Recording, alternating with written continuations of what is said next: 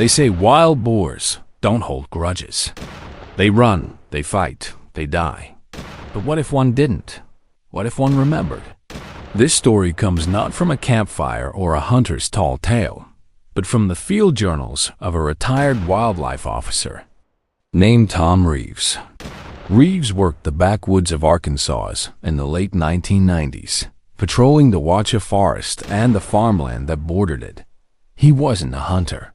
His job wasn't about trophies or meat on the table. He tracked migrations, managed deer populations, and filed reports on poaching. He was the quiet sort, meticulous with his notes, never one to exaggerate. And yet, in September of 1997, he wrote down something he never dared to share publicly until the final year of his service. It began with a trap. Illegal poachers had set up a steel snare deep in the Watcha Forest, far from any ranger station. It was crude, heavy, and meant to kill quickly. The kind of thing Tom had dismantled 100 times before. Except this one worked before he got to it. One night, under a cloudless sky and a moon so dim it barely lit the treetops, a massive wild boar stepped into the steel teeth. The trap snapped closed around its leg, tearing flesh and tendon. But the boar didn't squeal. It didn't thrash. It simply stood there in the dark, as if it understood what had happened and was waiting for something. By morning, the poachers returned. One carried a Bowie knife the size of his forearm. Another laughed as he raised a rifle, ready to finish the job. But the job never finished. Everything went wrong.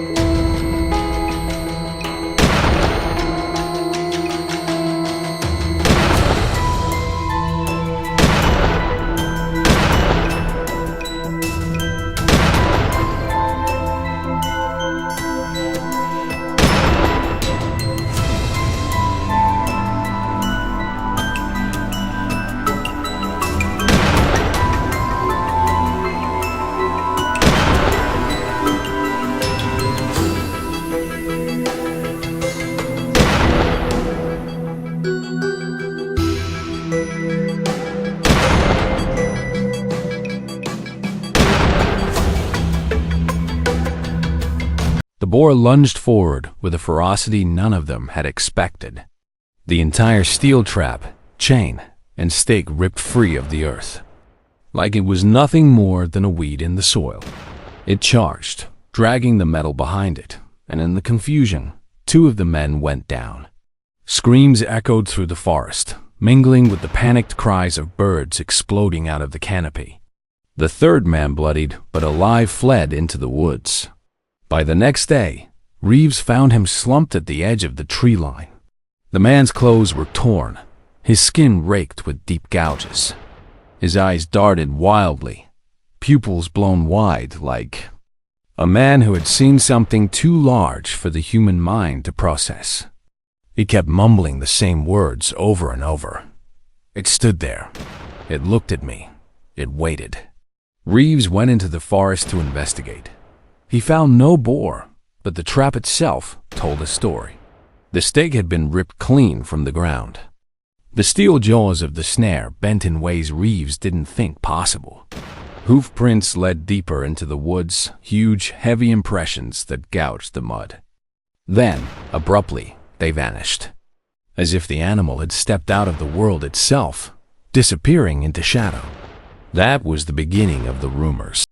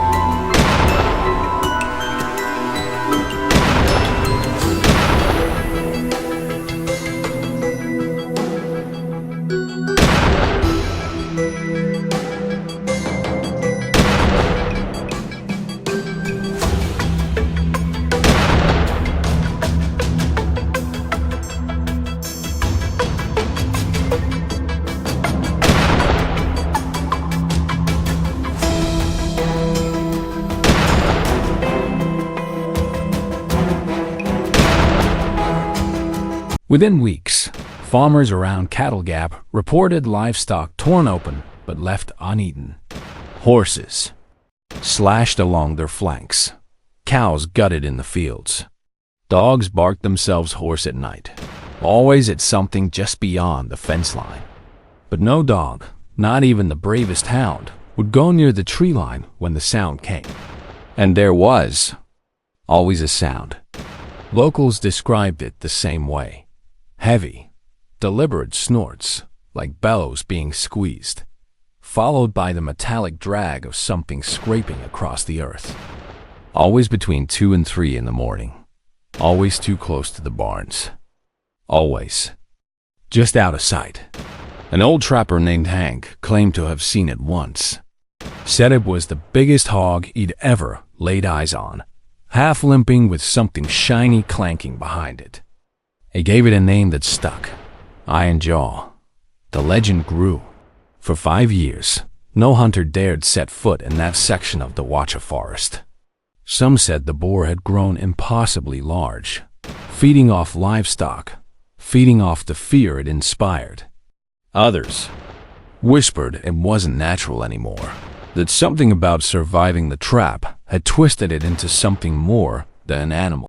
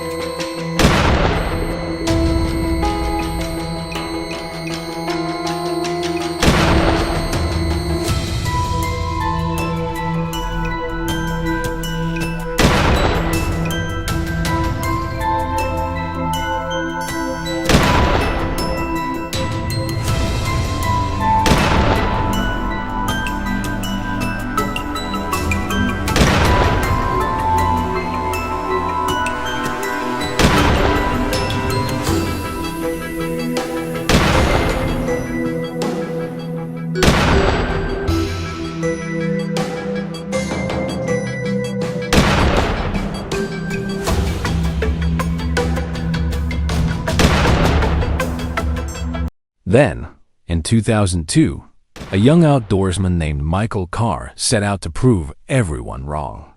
He was 24, reckless, full of the kind of arrogance only youth and adrenaline can produce. He laughed off the warnings. "It's just a hog," he said. Armed with a scoped rifle and a GoPro rig strapped to his chest, he ventured into the Forbidden Ridge. For the first day, he recorded nothing unusual, just trees, silence, and his own occasional jokes. But on a second night, his last recorded message was short, shaky, and whispered. "It's close. Real close. It's not moving. It's just watching me."